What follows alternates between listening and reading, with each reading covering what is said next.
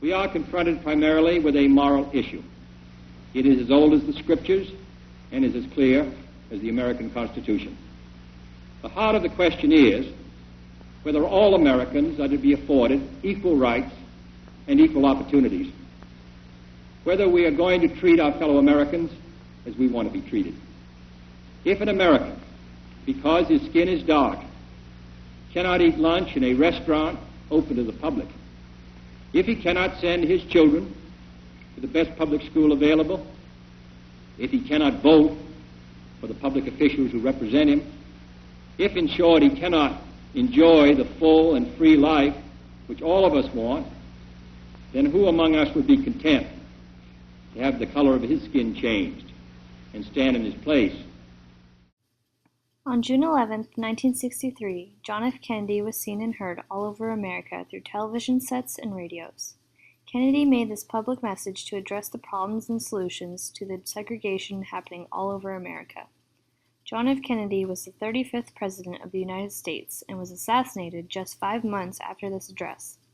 Birmingham, Alabama was the most segregated state in the U.S., and after major hate crimes occurred, JFK took the action to ask Congress for the enactment of the Civil Rights Act.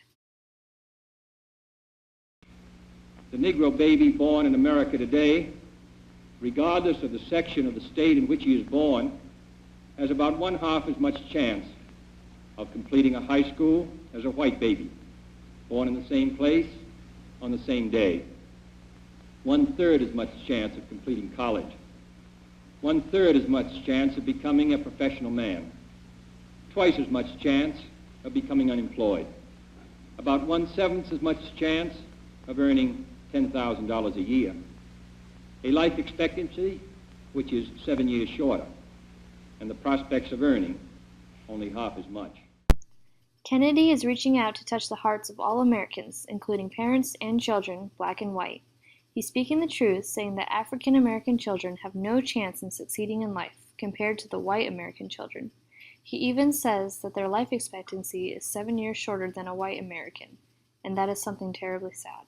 The fires of frustration and discord are burning in every city, north and south. Where legal remedies are not at hand, redress is sought in the streets, in demonstrations, parades, and protests, which create tensions and threaten violence and threaten lives. We face, therefore, a moral crisis as a country and a people. It cannot be met by repressive police action. It cannot be left to increase demonstrations in the streets. It cannot be quieted by token moves or talk. It is a time to act in the Congress, in your state and local legislative body, and above all, in all of our daily lives. It is not enough to pin the blame on others, to say this is a problem of one section of the country or another, or deplore the facts that we face. A great change is at hand, and our task, our obligation, is to make that revolution, that change, peaceful and constructive for all. Kennedy is asking that we make this change peacefully and efficiently.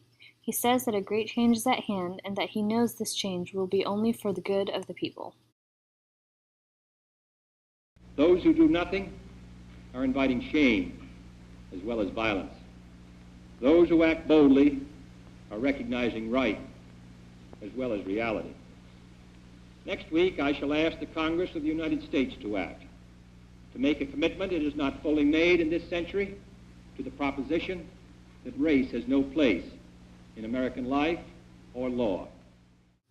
Kennedy uses a sense of shame and humility towards the ones behind this segregation, saying that those who are in favor of it are responsible for splitting up this country. He shows that violence will only continue unless Americans change their ways and do something about this wrongdoing entirely. John F. Kennedy is asking Congress to enact the Civil Rights Act, giving African Americans their rights, such as the right to vote, to an education, and to be accommodated by services such as hotels, restaurants, theaters, and retail stores. Kennedy wanted to get rid of the segregation all over, including whites-only signs all over America, making whites no longer the superior race. Too many Negro children entering segregated grade schools at the time of the Supreme Court's decision 9 years ago will enter segregated high schools this fall, having suffered a loss which can never be restored. The lack of an adequate education denies the Negro a chance to get a decent job. Kennedy is referring to the ethical side of his argument, saying that all the African American children who were deprived of their education will not succeed like all other children during this time who did receive an education. This is what we're talking about, and this is a matter which concerns this country and what it stands for. And in meeting it, I ask the support of all of our citizens. Thank you very much. Like President Lincoln, who fought for the freeing of slaves in the 1800s, John F. Kennedy never got to see the ending success of his fight. Sadly, Kennedy was assassinated at the age of 46. He earned the success of making the Civil Rights Act enacted so that all African Americans could have the rights that they deserved.